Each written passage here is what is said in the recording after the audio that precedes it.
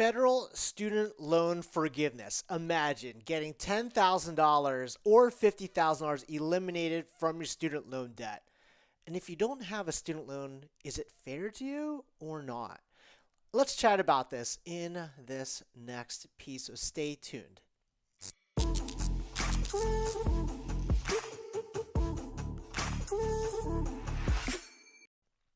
Hey, how's it going, my friend? It's Eric, and as always, I'm here to help you find freedom and abundance. Now, the student loan forgiveness from the federal government is a really popular topic right now. There's a lot of folks out there that have gone to college, gone to university, have a lot of student loan debt, and it's just a pain in the butt for them. It's an ongoing expense that's costing them monthly. For many, and there's many anecdotal stories of folks that owe, let's call it $20,000, been paying against that bill for the last 10 or 15 years and still owe $20,000 because of the student loan interest. And on top of that too, because of the pandemic and unemployment and stuff like that, this additional cost is weighing down borrowers, and it's causing this gulf in what they call the wage income inequality gap. So I actually did a Instagram post a little bit ago where I was asking, what topics would you like me to talk about? And this young Pikachu food munchin says, I need to tackle my student loans.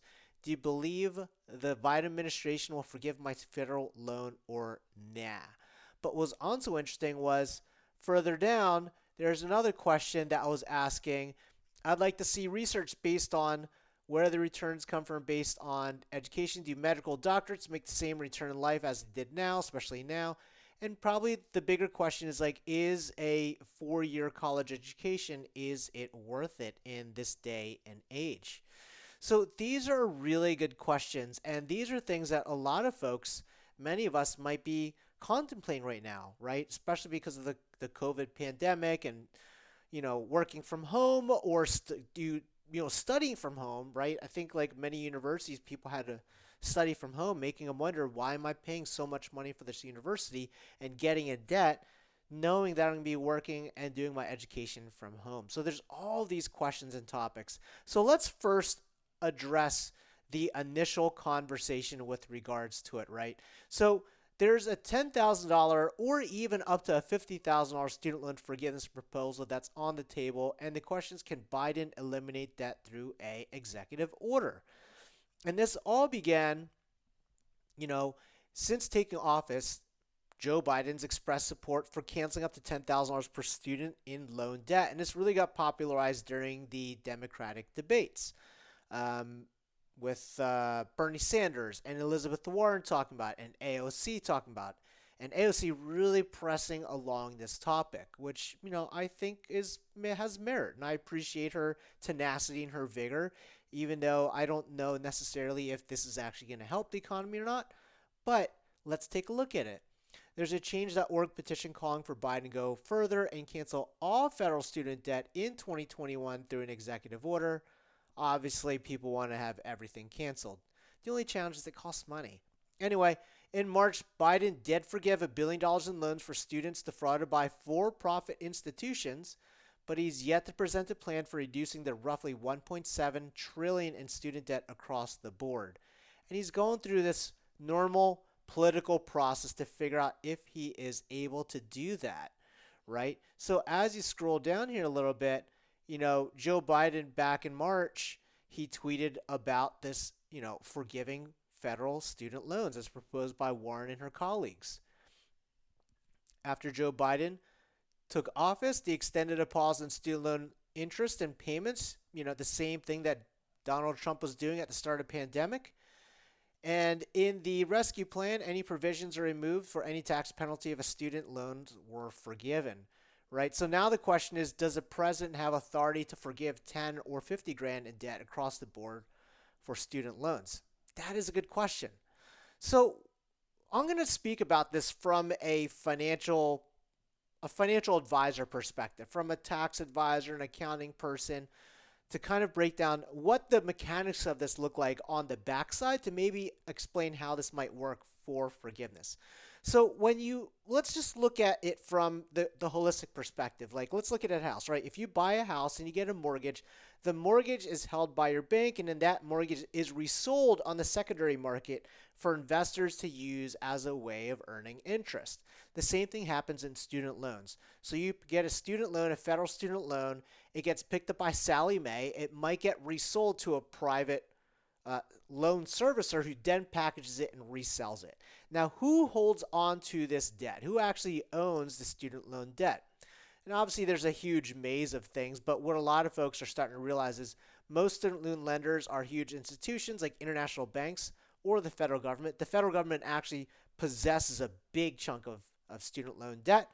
And outside the government, most student loans are held by a lender, quasi-government agencies like Sally Mae, or third-party loan servicing, and the federal government guarantees almost all loans. Outside of that, the government, most student loans are held by third-party loan servicing companies, and we all know the popular Navient, Wells Fargo, and Discover Financial. So what a lot of folks don't realize, though, is the federal government is actually a big creditor of student loans. The federal government currently owns about a trillion, well now 1.7 trillion in outstanding consumer debt. A big chunk of that is the student loan debt. But what a lot of folks don't realize is because of the cost of administering this program and also collecting on it, the government actually loses about $100 billion to $250 billion per year, including $40 billion in administrative costs. So just if I was to just do rough math, right? Super rough math. 1.7 trillion is the total outstanding federal student loan debt right now. This is more than the $10,000 per student or the $50,000 per student proposals right now. If they were to wipe that entire slate clean and start from zero, let's say hypothetically they could, and it was costing them $250 billion per year, hypothetically this could be a profitable program in 6 or 7 years, right? They would recoup their losses by wiping off that debt anyway. Like, they're not going to collect on it. So what's the big deal? And then so when you look at it too, student loan are what they call asset-backed securities, and they are becoming more subprime. They're not as easily collectible. And now if the government isn't going to back that security or they're going to forgive that debt, does it really make the loan product appealing for investors? So that's kind of like not neither here nor there, but that's kind of on the backside. In order for them to navigate forgiving that large amount of student loan debt, they're going to have to be able to navigate the secondary market and like making those investors whole, or wiping off what's on the books on the balance sheet for the federal government. So one way or the other, it's going to cost money somewhere. And I think that's the question, is how is that going to be addressed? Now, the secondary question is, would it help the economy? Now, it would in a small trickle-ish type of effect because most folks are paying their student loans on a monthly basis. So if you're freeing somebody up $200 per month, that's $200 more per month that they can use to buy groceries, make a car payment, buy TV, consume stuff, maybe start a business. So if you were to put that money into people's hands through this student loan forgiveness process, then it could hypothetically increase the production of the economy. But that's another topic. Let's I think like close this out by talking about like the value of a college education, because I know a lot of folks right now are kind of questioning the value of like a 4-year degree. And, to give you a little bit of context, I went to school for 4 years. I came out of school with the student loans, like $25,000-ish of debt. And I went to a state school, so I didn't really carry a ton of debt for my degree. And then I have a 17-year-old now that he's graduating high school. And he's on the verge of graduating high school, and he hasn't really figured out what he wants to do next. And so for me as the entrepreneur, this entrepreneur guy that's been in this for 26 years, I can see both sides of it. Like, would it make sense for him to go to school, or would it make sense for him to go travel and do all the things? And I've realized that if he's not fully passionate about school, if I pushed him into going to college, it's probably not going to be a great first year anyway. So why not do a gap year? So that's just my own perspective. But I also know that a college education is a good thing. Now, there's a lot of entrepreneurs, and myself included, that for a while has always had this belief that a college education really isn't super worthwhile. And when I reflect on that, I think that's an incorrect assumption.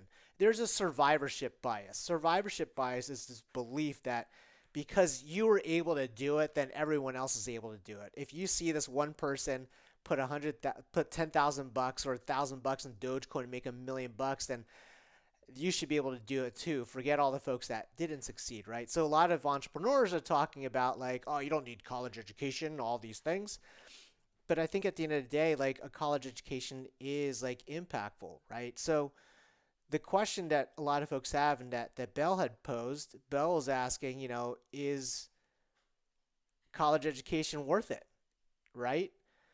And it really depends. So on average, this is just a statistic right here. An associate's degree or bachelor's degree pays off. A typical worker at a bachelor's degree earns nearly $1 million more than somebody that just has a high school diploma.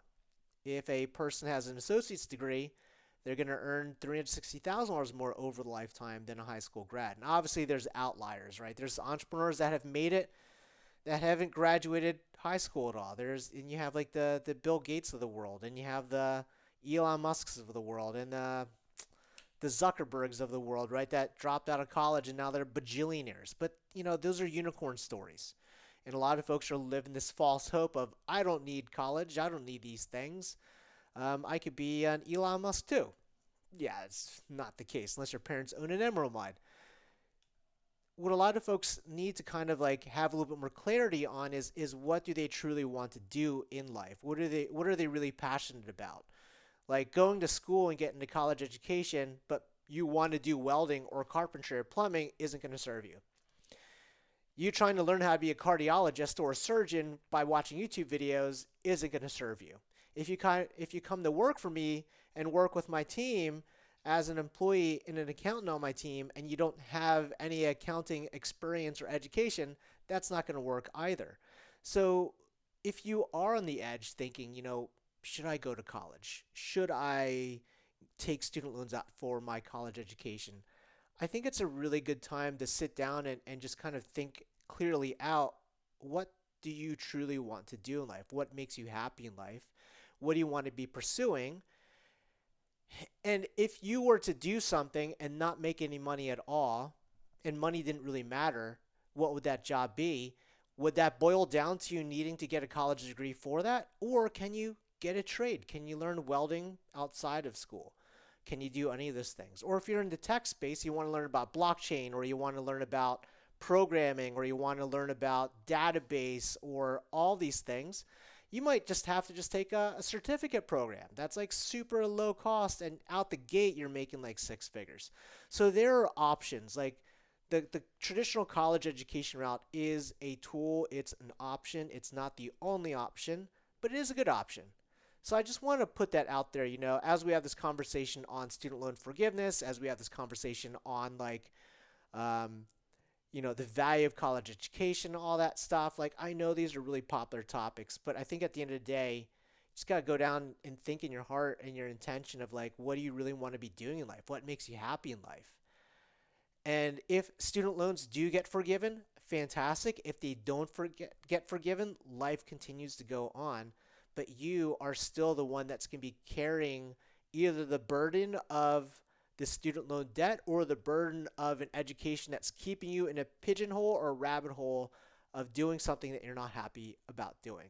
Because there's a lot of folks out there that are pursuing degrees, chasing what their parents told them to do, and they are just bitter, like super bitter. They're stuck with like student loan debt because they pursued a degree in medicine or law or pharmacy. That's a super Asian American thing to do, or engineering, because their parents told them to do it, and they absolutely hate what they're doing. Some people are happy with it, but there's a lot of people that hate it. So I don't know, if I can invite you to consider anything, is to just get really clear on what makes you happy in life and what you really want to be doing, and then just create an action plan from there. Now, if that leads down the college path, trade path, or entrepreneurship path, or certificate program, freaking awesome. Anyway, that's just my take on student loans forgiveness. I know I ramble quite a bit. Anyway, if you're new to this channel, click on the subscribe button. I would love to have you join along in this journey. We put up videos pretty frequently now. Um, if you have any questions or any ideas on what you think about student loans, pop them in the comment section below. I respond to each and every single one of them. I would love to absolutely hear from you. With that said, I pop up new videos here all the time.